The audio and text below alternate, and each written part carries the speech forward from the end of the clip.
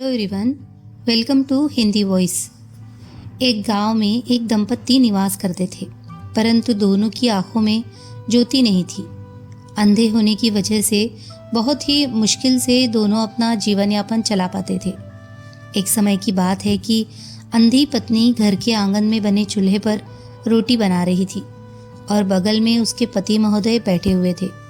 आपस में दोनों अपनी जिंदगी के सुख दुख की बातें करते हुए उधर की ज्वाला शांत करने हेतु पत्नी रोटी बनाए जा रही थी।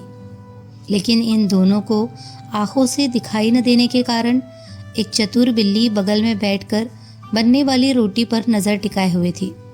परंतु ज्योति विहीन होने के कारण वे दंपत्ति बिल्ली की गतिविधि को देख नहीं सकते थे, और जब देख नहीं सकते थे तो उस बिल्ली से सचेत होने या उस बिल्ली को भगा सकने की बात भी नहीं सोच सकते थे।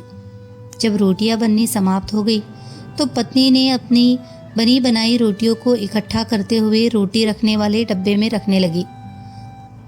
तभी उसे ऐसा महसूस हुआ कि मेरे द्वारा बनाई गई सारी रोटियां तो है ही नहीं। तत्काल वह बगल में बैठे अपने पति महोदय से पूछ बैठी, क्या जी सुनते हो, आपने यहाँ से कहीं रोटी हटाई तो नहीं है? पति महोदय भी अचंभित होकर बोले, नहीं तो, मैं तो रोटी छुआ भी नहीं हूँ। पति पत्नी दोनों काफी चिंतित हो गए। पत्नी बोली, आखिर रोटियां तो मैंने बनाई थी, लेकिन ये रोटियां गई कहाँ? बहुत सोचने विचारने के बाद दोनों एक निष्कर्ष पर पहुंचे कि रोटियों को कहीं पास बैठा कोई शैतान बच्चा छिपा दिया होगा या कोई जानवर या बिल्ली ले गई होगी। हम दोनों आंख से अंधे चौधे ठहरे। इस वजह से हम दोनों को पता भी नहीं चला। उस रात को दोनों भूखे पेट सिर्फ जल पीकर ही अपने बिस्तर पर सोने चले गए। लेकिन बिस्तर पर जाकर वे फिर से इस विषय पर काफ़ी चर्चा और चिंतन करने लगे। चिंतन के अंत में एक निष्कर्ष पर पहुँचे कि कल से जब भी तुम रोटियां बनाओगी तो मैं पास में बैठकर एक बांस का फटका लेकर ज़मीन पर पटकता रहूँगा, ताकि अगर किसी जानवर या बिल्ली की यह हरकत होगी तो वो बिल्ली या जानवर पास नहीं आएगा और अपनी बनी बनाई रोटियां भी सुरक्षित बची रहेगी। प्रातःकालीन नित्य कर्मों से निवृत्त होने के बाद उसकी पत्नी उसी आंगन में बने चूल्हे पर पुनः खाना बनाने बैठ गई और रात्रि में तय कार्यक्रम के अनुसार उसका पति भी बगल में बैठकर एक बांस का फटका लेकर जमीन पर पीटने लगा। ये तरीका काफ़ी सफल सिद्ध हुआ, क्योंकि आज का बना भोजन सही सलामत रूप से बचा हुआ मिला। कोई भी जानवर उसके द्वारा बनाई गई रोटियों को इस बार नहीं ले गया। दोनों ने अपने द्वारा निर्मित भोजन को ग्रहण करते हुए अपने नित्य की दिनचर्या हेतु घर से निकल गए। संध्या को जब दोनों घर वापस आए तो सभी नित्य क्रिया से निवृत्त होकर उसकी पत्नी खाना बनाने बैठी और उसका पति उसके बगल में बैठकर बांस का फटका पुनः जमीन पर पीटने लगा।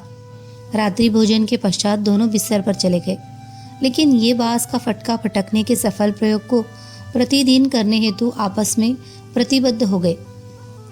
भोजन बनाने के समय बांस पटकने वाली प्रक्रिया अब एक दिनचर्या में बदल गई। आगे उसी अंधे दंपत्ति को एक सुंदर से पुत्र रत्न की प्राप्ति हुई। वह पुत्र उसी आंगन में खेलकर माता पिता के स्नेह और प्यार में बड़ा हो रहा था और उस फटका मारने की परंपरा को भी देखता आ रहा था। बच्चा आँख से अंधा नहीं था, इस वजह से अपने घर में हो रहे सभी रीति रिवाज को गौर से देखते हुए बड़ा हुआ। किसी काम से उसके पिताजी कहीं चले जाते थे और उसकी माताजी खाना बनाती थी, तब उसकी माँ अपने बच्चे को ही फटका मारने हेतु आवाज़ लगाती थी। बच्चा भी सुशील था, इस वजह से अपनी माँ की कही बात को मानते हुए चूल्हे के पास बैठकर अपने पिताजी के जैसा ज़मीन पर फटका मारने लगता था। धीरे धीरे वह बच्चा भी इस कार्य में इतना निपुण हो गया कि पिताजी के रहने पर भी जिद करते हुए फटका मारने का काम वह स्वयं करने लगा।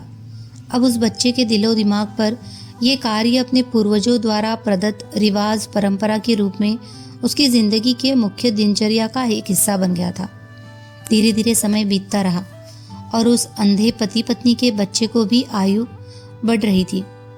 उसका बच्चा अब अपने यौवन की अंगड़ाई ले रहा था, जिस वजह से उसके माता पिता को अपने बच्चे की शादी की चिंता सताने लगी। साथ साथ मन में ये भी बात आने लगी कि अगर अपने बड़े होते बच्चे की शादी कर दी जाए तो आने वाली बहू से हम दोनों को गृह कार्य में काफ़ी सहायता मिलेगी। इस सोच और अरमान के साथ वे अपने सगे संबंधियों से अपने बेटे हेतु एक सुंदर बहू की तलाश करने को कहने लगे। अंततः एक सुंदर, सुशील और समझदार कन्या का रिश्ता भी आ गया। लड़की पक्ष और लड़का पक्ष दोनों ने बहुत ही शान शौकत के साथ अपने बच्चों की शादी कर दी। अंधे माता पिता को अब खाना बनाने से मुक्ति मिल गई। अब बहू ने घर की रसोई से लेकर घर का जो भी काम था, उन सभी कामों की जिम्मेदारी बहू भी निभाना शुरू कर दिया।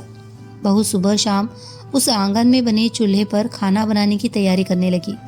लेकिन जब भी बहू खाना बनाने को आती, तब उसका पति भी उसकी बगल में बैठ जाए। इस प्रकार की गतिविधि को देखकर बहू मन ही मन बहुत ही खुश रहने लगी कि चलो, मेरा पति बहुत ही प्यार करने वाला मिला है। इस वजह से जब भी मैं खाना बनाने आती हूँ तो मेरा पति मेरे साथ बैठकर मुझसे बातें करने लगता है। लेकिन ये क्या, खाना बनना जैसे ही शुरू हुआ, उसका पति एक बांस का फटका लेकर जमीन पर पटकने लगा। बहू को यह सब काफी अटपटा लगा, लेकिन नई नई बहुरिया होने के नाते वो कुछ नहीं बोली। एक दिन बीता, 2 दिन बीता, लेकिन यह बांस फटकने की प्रक्रिया प्रतिदिन उसके पति द्वारा ऐसे ही चलती रही। आखिरकार बहू एक दिन जिज्ञासावश अपने पति से इस फटका पटकने के रहस्य के बारे में पूछ बैठी। अच्छा बताइए कि मैं जब भी खाना बनाने बैठती हूँ तब आप मेरे साथ बैठकर जमीन पर बांस का फटका क्यों पटकते हैं? उसके पति ने काफी सोच कर बताया कि जब से मैंने जन्म लिया और अपना होश संभाला है, तब से मैं अपने घर में अपने माता जी को खाना बनाते देखता था। तो उस समय पिताजी भी माँ के बगल में बैठ जाते थे और ये बांस का फटका जमीन पर पटकने लगते थे। जिस दिन पिताजी घर पर नहीं रहते, किसी काम से बाहर चले जाते थे, तो इस कार्य की जिम्मेदारी मुझे मिलती थी। उसी समय से मैं भी इस कार्य को देखता और करता आ रहा हूँ और इस प्रकार बांस जमीन पर पटके बिना अपने घर में खाना बनाने की प्रक्रिया भी पूरी नहीं होती थी। यह हमारे घर की एक शुभ परंपरा है और आज मैं भी तुम्हारे साथ कर रहा हूँ। बस इतना ही जानता हूँ मैं, इससे ज़्यादा मुझे कुछ नहीं पता। मैं अपनी पुरानी परंपरा से जुड़ा हूँ, यह विश्वास से जुड़ा हुआ हूँ और पूर्वजों की आस्था से जुड़ा हुआ हूँ। इसीलिए मैं भी अपने पूर्वजों की परंपरा को बचा के रखा हूँ। बहू काफ़ी समझदार थी, इस वजह से उसने उस समय चुप रहना ही उचित समझा, लेकिन अंदर ही अंदर वह इस परंपरा की सच्चाई जानने को उत्सुक रहने लगी। वह हमेशा इस मौके का इंतजार करने लगी कि कब उसकी सास प्रसन्नचित्त हो और वह इस परंपरा की बात सासू माँ के सामने रखे।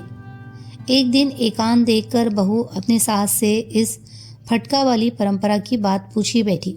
अच्छा सासू माँ जी, ये बताइए कि अपने घर में खाना बनाते समय ये बांस का फटका जमीन पर पटकने की परंपरा क्यों है? सासू माँ तो पहले इस बात को सुनकर अनसुना करके निकल गई, लेकिन बहू ने भी सोच लिया था कि आज सासू माँ से इसकी जानकारी लेना ही है। सासू माँ जी बताइए ना, ये परंपरा कब से अपने घर में और क्यों है? इसका उद्देश्य क्या है? बहू बेटी जैसी जब बहुत जिद करने लगी, तब सास मजबूर होकर अपनी बहू को पूर्व वाली सारी घटना, बिल्ली रोटी की कहानी सुना दी। बहू भी समझ गई कि मेरे सास और ससुर जी आँख रूपी रोशनी के न होने की वजह से किसी भी जानवर को नहीं देख पाते थे। इस वजह से अच्छी प्रक्रिया अपनाए हुए थे। लेकिन मेरे पति और मैं तो आँख के प्रकाश से अंधे नहीं हैं। मैं तो बिल्ली को देख सकती हूँ, भगा सकती हूँ, छोड़ सकती हूँ, शुद्ध कर सकती हूँ, लेकिन फिर भी यह दकियानुसी परंपरा, मूर्ख बनाने वाले आडंबर, अज्ञानता वाले कर्मकांड को क्यों निभाए जा रही हूँ? उस बहू के जैसे बहू अपनी सासू माँ से जानकारी प्राप्त करके अपने पति से वार्ता करने को काफ़ी उत्सुक हुई और एक दिन एकांत देखकर अपने पति के साथ बैठकर माता जी से प्राप्त पूर्व की घटनाओं की जानकारी और अपनी आंखों की रोशनी नहीं होने के कारण उसका समाधान ढूंढना और फिर उनका समाधान बाद में एक परंपरा और कर्मकांड के रूप में स्थापित होने की बात बताई। बहुत ही तार्किक ढंग से पत्नी ने अपने पति को समझाया कि यह आपके माता पिता आँख के अंधे थे, इस वजह से बिल्ली से अपनी रोटी को सुरक्षित बचाने हेतु प्रतिदिन एक परंपरा के तौर पर जमीन पर बांस का फटका मारते थे, ताकि कोई बिल्ली या जानवर उनके पास नहीं आए और उनके द्वारा निर्मित रोटियों को नहीं ले जा सके। लेकिन हम और आप तो आँख से अंधे नहीं हैं। हम दोनों तो देख सकते हैं कि कोई बिल्ली या जानवर आया या नहीं। आएगा तब हम उसे भगा देंगे। तो फिर क्यों उस अंधी परंपरा को अपने पूर्वजों की परंपरा मानकर पालन कर रहे हैं। उसका पति भी काफ़ी समझदार था। इस वजह से वो अपनी पत्नी की तर्कपूर्ण बातों को सुनकर एक बार में ही सारी बातों से अवगत हो गया। फिर स्वयं ही अवगत नहीं हुआ, बल्कि इस प्रकार की बातों से अपनी मित्र मंडली को भी संतुष्ट करने लगा।